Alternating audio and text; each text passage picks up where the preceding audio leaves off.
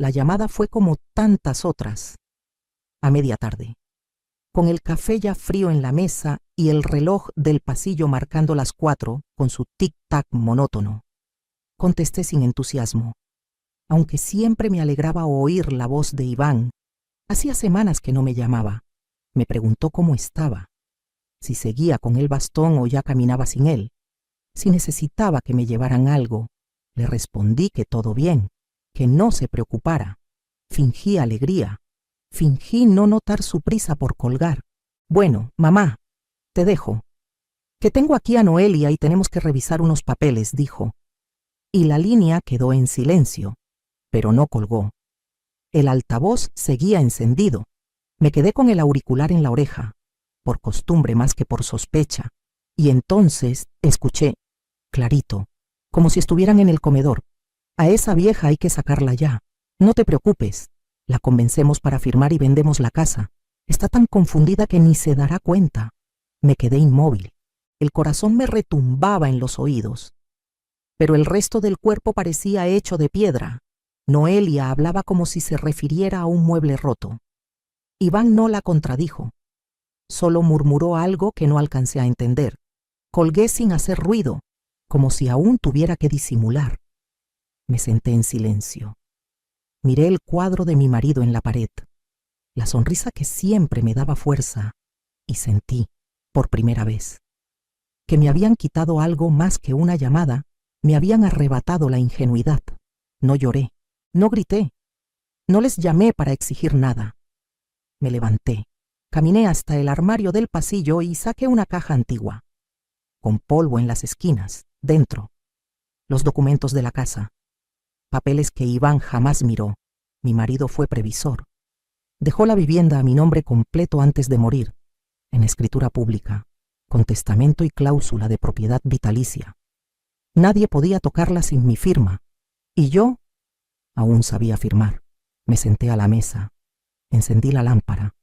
El bastón descansó junto a la silla, y mientras la luz caía sobre los sellos notariales, entendí que no necesitaba que me defendieran. Solo necesitaba que me subestimaran. Noelia vino una mañana con un tono empalagoso que ya no me engañaba. Traía bizcochos de zanahoria y un sobre en la mano.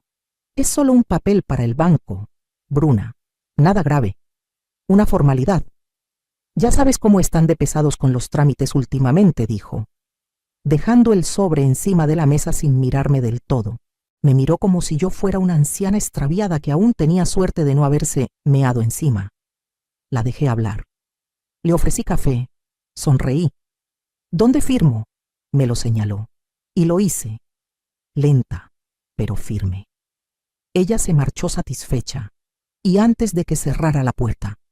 Ya sabía lo que tenía que hacer. Esperé una hora. Luego abrí la carpeta donde había guardado la fotocopia que ella me había dejado por si acaso. La examiné bajo la lámpara del despacho. Algo en la curva de mi firma no encajaba, como si hubieran usado una plantilla vieja y la hubieran manipulado. Cogí el abrigo y salí a pie. Caminé 2 calles hasta la casa de Agustín, un viejo amigo de mi marido. Fue notario hasta hace poco, y aún conserva lupa y olfato. ¿Puedo molestarte un momento? Me recibió sin preguntas. Me senté y le entregué la copia. Observó en silencio durante varios minutos. Bruna, esto no está bien. Aquí han hecho una digitalización y un calco parcial. Tu firma real fue insertada, pero el contenido de la hoja no es original. No es legalmente firme, pero es peligrosa. Le agradecí en voz baja y regresé a casa sin hacer ruido. Noelia creía tenerlo todo atado, pero lo único que no sabía era que la escritura de compraventa original seguía en mi poder, firmada ante notario, y solo a mi nombre. La había guardado durante más de 20 años como quien guarda una promesa. Ahora era mi escudo. Esa noche dormí poco, pero dormí tranquila. Al día siguiente, llamé a Almudena, porque una cosa es que me crean tonta y otra, muy distinta, es que me dejen sin casa. Saqué la caja azul del armario del salón, como quien abre una cápsula del tiempo. Dentro, ordenados con gomas viejas y etiquetas amarillentas. Estaban todos los papeles que guardé desde que Joaquim y yo compramos la casa. Recibos, escrituras, notas manuscritas en su letra firme. Cada folio era una parte de nuestra vida. Y ahí, entre todos, estaba el documento que buscaba, escritura pública, firmada en 1991 con el sello del notario Baeza. Don Joaquim Olmos dona en vida a su esposa, Bruna Olmos, la propiedad indivisa del inmueble ubicado en... Lo leí en voz alta. Línea por línea. La casa era mía. Lo fue desde antes de que Noelia apareciera con su peinado perfecto y su voz de azúcar artificial. Desde antes de que Iván dejara de mirar a los ojos. No había cargas. No había herederos forzosos. Nadie podía vender sin mi firma. Nadie. El mismo día. Mientras repasaba esos papeles con una calma contenida, recibí un mensaje reenviado por una vecina a una publicación de Noelia en redes sociales. Una foto suya en una terraza de diseño, copa en mano, con la frase cerrando ciclos, pronto, nuevas vistas. Me ardieron las mejillas, pero no por rabia, por el descaro, por la certeza de que se sentían ganadores antes de tiempo. Marqué el número de Almudena Balcázar, mi antigua compañera de oficina, la misma que hacía 10 años colgó la calculadora para meterse abogada. A ella nadie le vendía humo. ¿Quieres pelear? Bruna, no. Quiero que pierdan sin saber que ya han perdido. Me citó al día siguiente en su despacho. Me pidió que llevara todo escrituras, copias, mensajes, y me miró como se mira a una mujer que ha decidido dejar de callar antes de colgar. Me dijo en voz baja, esto no será fácil, tampoco lo fue criarlos. Le respondí, y mírame, aún estoy en pie. Esa noche volví a dormir poco, pero por primera vez. No fue por miedo, fue porque la estrategia ya estaba en marcha, y la siguiente jugada sería mía. Almudena no perdió el tiempo. Al día siguiente me recibió con una taza de té de canela y la mirada afilada. Revisó cada documento con paciencia quirúrgica, subrayando fechas, marcando esquinas con post-its, murmurando fórmulas jurídicas que aún recordaba de los años en contabilidad. No vamos a esperar a que lo intenten. Bruna dijo sin levantar la vista. Nos adelantamos. Esa misma tarde redactó una escritura de intención de venta, clara, limpia, sin margen para interpretaciones. Incluía un poder notarial limitado para firmar ante comprador directo, sin intermediarios. Me explicó que conocía a alguien, Ramiro Belinchón, inversor privado, que compraba inmuebles en zonas consolidadas, sin reformas, sin trámites largos, solo propiedades limpias, como la mía. Almudena le envió los datos básicos, y al día siguiente ya tenía respuesta. Ramiro ofrecía 280.000 euros, en efectivo. Escritura ante notario en 5 días, sin visitas, sin condiciones. No lo pensé mucho.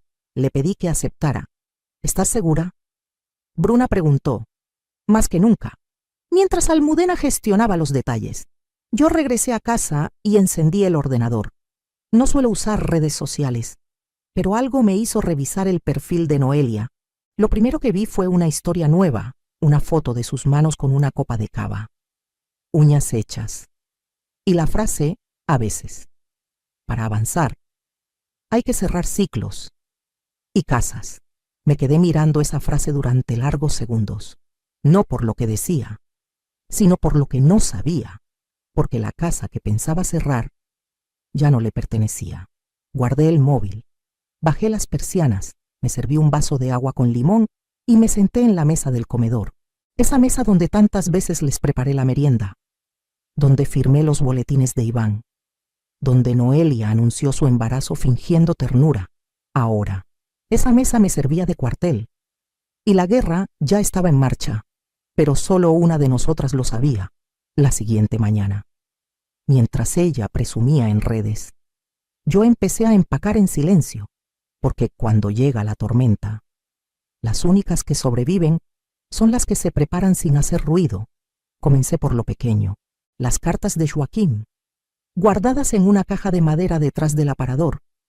Algunas estaban amarillentas, con dobleces marcados por el tiempo, pero aún conservaban su olor a tinta vieja y promesa intacta. Las metí con cuidado en una carpeta forrada. Después vinieron las fotos, las de verdad, en papel mate, con bordes blancos, de esas que no se pueden borrar con un clic. Saqué mi joyero, no por valor, sino por memoria. Dentro estaban los pendientes que usé el día que Iván se graduó, y el broche que Joaquín me regaló en nuestro aniversario 20. Lo demás podía quedarse. Fui al banco de la cooperativa esa misma tarde. Pedí abrir una cuenta privada con cláusula de destino solidario. Si algo me pasaba, los fondos irían a una fundación que protege a mujeres mayores sin familia.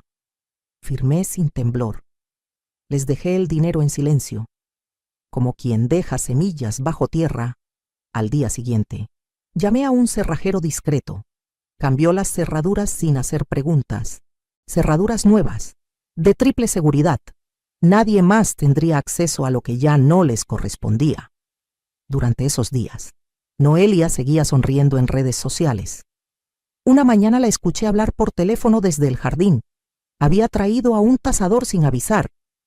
Aparentemente, ya preparaban la venta. Creían que todo seguía en su sitio, como si yo no existiera, como si yo fuera el jarrón que estorba, el hombre, de traje gris y voz educada. Revisaba con su tableta cuando se detuvo en seco. «Perdón, señora, pero aquí hay un problema», le dijo a Noelia. «La propiedad ya figura como transferida. Hay una anotación reciente en el registro. Esta casa ya no está disponible, como que...» «Imposible», replicó ella, con la voz más aguda de lo habitual, desde la cocina, sin hacer ruido. Me serví un té. Apoyé la taza en el mármol que Joaquín instaló con sus propias manos, y sonreí. No porque disfrutara del caos, sino porque por fin había roto el guión que ellos ya daban por escrito. Me senté junto a la ventana. Aún me quedaba un paso, el más silencioso, y también el más definitivo. La mañana estaba despejada cuando los vi aparecer desde la ventana del piso de enfrente. El mismo cielo azul que Joaquín adoraba pintar en sus últimos años cubría la escena como si nada ocurriera. Noelia bajó del coche con gafas de sol y un vaso de café en la mano. Iván cargaba una mochila y una bolsa de supermercado. Reían como si el mundo les perteneciera, como si ya no existiera el nombre Olmos en el buzón. Caminaban directo a la puerta como quien regresa a su feudo. Noelia sacó su llavero dorado y lo insertó con gesto triunfante. Y ahí, el primer golpe. La llave no giró. Probó otra. Nada. La sonrisa se le borró. La frente se le tensó. Iván se acercó y también lo intentó, con la calma de quien cree que es solo un error técnico. Entonces la vio. La nota estaba bien centrada sobre el felpudo, dentro de un sobre plástico, pegado con cinta resistente al viento. La recogió y leyó en voz alta, como si aún no creyera que fuera en serio. Casa vendida, llaves cambiadas, consulten al registro de la propiedad. Bruna. Noelia soltó un grito seco. Golpeó la puerta con la palma. Se giró hacia Iván y lo empujó. Te dije que lo hiciéramos antes. Te dije que la obligaras a firmar otra vez. Iván, temblando, miró alrededor. Caminó hasta el lateral de la casa. Volvió con una idea urgente. La ventana del baño está siempre mal cerrada. Aún podemos entrar. Lo vi escalar como cuando era niño. Torpe pero determinado. Desapareció en el interior y, segundos después, la puerta se abrió desde dentro. Noelia entró furiosa. Pero nada fue como esperaban. Todo estaba en orden, limpio, silencioso, pero vacío de pertenencias mías, vacío de sumisión, vacío de madre disponible. No habían perdido una casa. Habían perdido el control y ni siquiera sabían cuánto más faltaba por caer. Mientras tanto, yo ya tenía lista la cámara y la vista perfecta desde la otra acera. Mi nuevo apartamento tiene vistas a la plaza del mercado. Es pequeño, pero suficiente. Las paredes aún huelen a recién pintado. Y la cocina solo tiene lo justo. La ventana da justo al edificio de enfrente, el que alquilé con la reserva silenciosa de quien no quiere que nadie sepa que aún está mirando. Desde allí, conectada al móvil, observo, antes de marcharme de la casa. Instalé una pequeña cámara en el salón, camuflada en el enchufe. Joaquín siempre decía que un paso por delante no se grita, se planea, y eso hice. La aplicación emite en tiempo real. La imagen es nítida, el sonido claro. Los veo entrar Noelia tirando su bolso al suelo, gritando mi nombre como si fuera un eco que le debe algo, y van detrás. Con los hombros vencidos y la boca apretada, se culpan con miradas, con silencios rotos por acusaciones a medias, pero entonces, sin buscarlo, accedo a un clip almacenado por la cámara días antes, una conversación que ocurrió cuando aún vivía allí. Aprieto play con un nudo en el pecho. Confía en mí. Mamá no va a entender nada, dice Iván. Está vieja. Lo firmará sin darse cuenta, responde Noelia. Sin una gota de duda. El aire se detiene, no porque no lo sospechara, sino porque escucharlo en sus voces es otra cosa. Ahí no hay error, hay intención. Detengo la reproducción, me quedo con el móvil en la mano, los ojos fijos en la pantalla negra, y lloro. No por debilidad, no por pérdida. Lloro porque ahora ya no queda nada que defender. Lo perdí todo con esa frase, incluso la ilusión de que mi hijo simplemente había sido arrastrado. Noelia insulta, Iván calla, pero ese silencio suyo, ahora lo entiendo, también era complicidad. Apago la app B, dejo el móvil boca abajo sobre la mesa, camino hacia la ventana. Afuera, un anciano vende castañas, una niña ríe. La vida no se detiene por una traición, tampoco yo. Y mientras el té hierve en la cocina, decido cuál será mi siguiente movimiento, esta vez, sin lágrimas, esta vez, con nombre propio.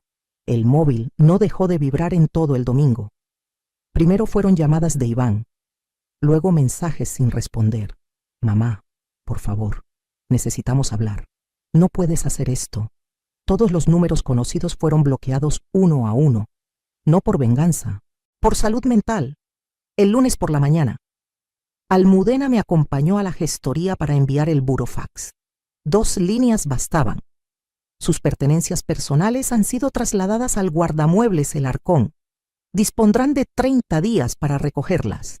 Después de ese plazo, la empresa aplicará cargos por almacenamiento o procederá a su destrucción.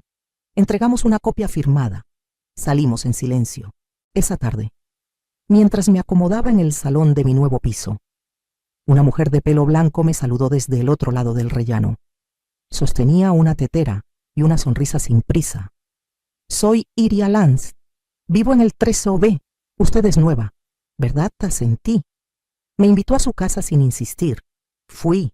La suya era una réplica de la mía, pero con fotos en las paredes y una radio encendida en volumen bajo. Me sirvió té de manzanilla y me preguntó si tenía familia. Dudé. Tuve una nuera como la tuya, dijo de pronto, con voz calma, pero no supe defenderme a tiempo. Firmé todo lo que me pusieron delante, y cuando quise darme cuenta, ya no tenía ni mi dormitorio. No hizo falta que le respondiera. Me bastó con apretar su mano sobre la mesa. En ese momento supe que no estaba sola, que había más como yo, que habíamos sido madres, abuelas, esposas y prescindibles. Esa noche actualicé mi testamento. Instrucciones claras, precisas, herencia repartida entre 2 fundaciones y, si el testamento era impugnado, cláusula especial. Cualquier heredero que me demande perderá automáticamente todo derecho. Iván no lo sabía aún, pero ya no heredaría nada, ni el nombre, ni el recuerdo, ni la historia. Y mientras firmaba ante notario, pensé que hay vínculos que pesan más que la sangre, como el respeto, como la lealtad, como una mujer que se sirve el té sola y no tiembla al brindar por su nueva libertad. La sala de la notaría olía a papel recién impreso y a café de máquina. Almudena me acompañó hasta el final. Revisamos una última vez los documentos. Cada hoja con mi nombre claro, mi firma firme, sin dudas ni enmiendas. El notario levantó la vista, sonrió levemente y dijo: «Todo en orden. Señora Olmos, la venta queda registrada. Felicidades». Firmé. Sentí algo dentro aflojarse. No era tristeza, era alivio, como si una cuerda que me apretaba el pecho desde hacía años por fin se hubiera soltado. Afuera, el sol caía sobre las aceras del barrio como si todo fuera igual, pero no lo era. En el taxi de regreso, le pedí al conductor que pasara por la calle donde viví casi toda mi vida. Quería verla una vez más, pero como espectadora, no como habitante. La casa ya tenía cortinas nuevas, desde la acera. Una pareja joven con un niño pequeño cargaba cajas. Alfombras enrolladas, plantas en bolsas de papel. El padre le señalaba al niño el jardín con entusiasmo.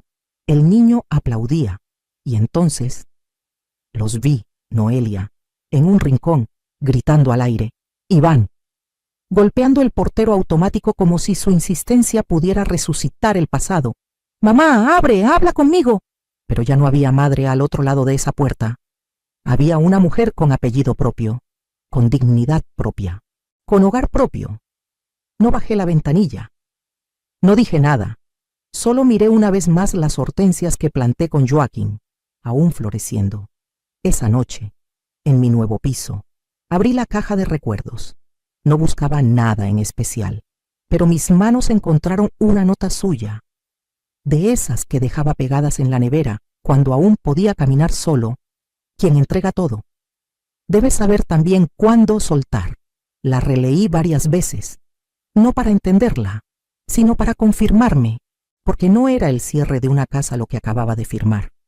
Era el cierre de una etapa.